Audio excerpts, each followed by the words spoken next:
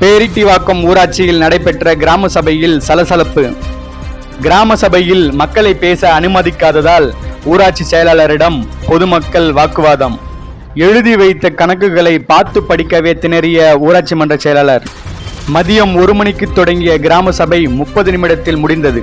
பேரிட்டிவாக்கம் ஊராட்சி மக்களின் கோரிக்கையான 12 ஆண்டுகளுக்கு மேல் ஒரே கிராமத்தில் பணிபுரியும் ஊராட்சி செயலாளரை மாற்ற கோரியும், பேரிட்டிவாக்கம் ஊராட்சியில் சமுதாய கூடம் ஏற்படுத்த கோரியும், பேரிட்டிவாக்கம் ஊராட்சியில் பயணியர் நிழற்குடை பஸ் ஸ்டாண்ட் ஏற்படுத்த வலியுறுத்தியும், பேரிட்டிவாக்கம் ஊராட்சிக்குட்பட்ட உப்பரபாளையம் கிராமத்தில் பகுதி நேர ரேஷன் கடை ஆரம்பிக்க வலியுறுத்தியும், பேரிட்டிவாக்கம் ஏரியில் 100 டன் மதிப்புள்ள கருவேல மரங்களை வெட்டியவர்கள் மீது நடவடிக்கை எடுக்க கோரியும் தீர்மானம் நிறைவேற்ற கோரியும் காத்திருந்தனர்.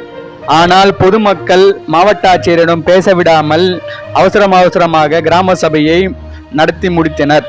மாவட்ட ஆட்சியர் பேரிட்டிவாக்கம் ஊராட்சி மக்களின் கோரிக்கைகளை நிறைவேற்றுவாரா? மக்கள் எதிர்பார்ப்பு. பல்வகை வாரியம் உயிரி பல்வகை மேலாண்மை சுதந்திர தின நல்வாழ்த்துக்கள். எல்லாம் சந்தோஷமா இருக்கீங்களா? யார் உண்மையில பாஸ்? நீங்க தான் பாஸ். கரெக்டா? இப்ப சொல்லுங்க, இந்த கிராம சபை கூட்டத்துக்கு முக்கியமான ஆள் யாரு? சரியா? நானும் ஊராட்சி மன்ற தலைவரும் உறுப்பினர்களும் யாரு? உங்களோட எண்ணங்களை பிரதிபலிக்கிறவங்க. மேற்கொள்ளப்பட்ட செலவினம் 11,19,000. மேலும் உண்மை செய்திகளுக்கு நமது அக்ஷய பாத்திரம் செய்தி சேனலை இப்பவே சப்ஸ்கிரைப் பண்ணுங்க.